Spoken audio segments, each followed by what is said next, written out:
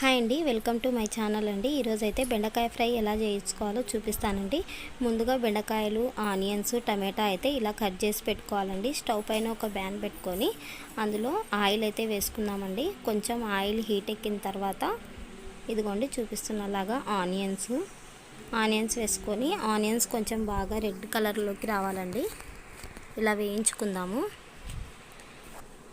మీరు కనుక నా ఛానల్ కొత్తగా చూస్తున్నట్టయితే ఫ్రెండ్స్, నా ఛానల్ని సబ్స్క్రైబ్ చేయండి, షేర్ చేయండి, లైక్ చేయండి.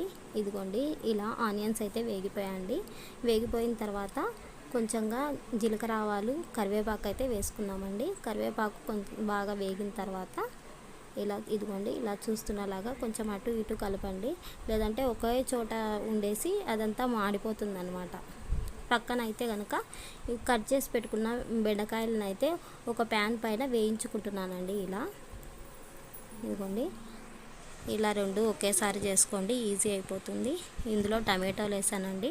టమాటో వేసి కొంచెం టమాటో స్మాష్ అయ్యేలాగా అయితే ఉడికించుకుందామండి. ఇలా బెండకాయని అప్పుడప్పుడు అటు ఇటు కలుపుకుంటూ ఉండాలండి. బెండకాయలు అయితే వేగిపోయాయండి. ఇలా వేగిపోయిన బెండకాయని ఇలా బెండకాయలు మొత్తాన్ని బాండీలోకి అయితే ట్రాన్స్ఫర్ చేసేసుకున్నామండి. ట్రాన్స్ఫర్ చేసేసుకొని కొంచెంగా పసుపు అయితే యాడ్ చేసుకొని బాగా మిక్స్ చేసుకుందామండి. ఇలా మిక్స్ చేసుకున్న తర్వాత కొంచెం ఫ్రై కానిచ్చి పక్కన అయితే వెల్లుల్లి, కారం, కొంచెంగా సాల్ట్ వేసుకొని ఇలా దంచి పెట్టుకుందామండి. ఈ దంచి పెట్టుకున్న టమాటా మొత్తం ఇందులో వేసేసుకొని బాగా మిక్స్ చేసుకొని కొంచెం బాగా ఫ్రై కానివ్వాలండి. కొంచెం బాగా ఫ్రై కానిచ్చిన తర్వాత స్టవ్ కట్టేసుకోవడమే అండి. ఇదిగోండి ఇలా మొత్తం బాగా ఫ్రై అయితే అయింది ఫ్రెండ్స్.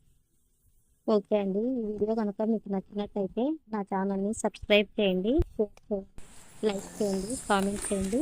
ఎంతో రుచికరమైన బెండకాయ ఫ్రై అయితే రెడీ.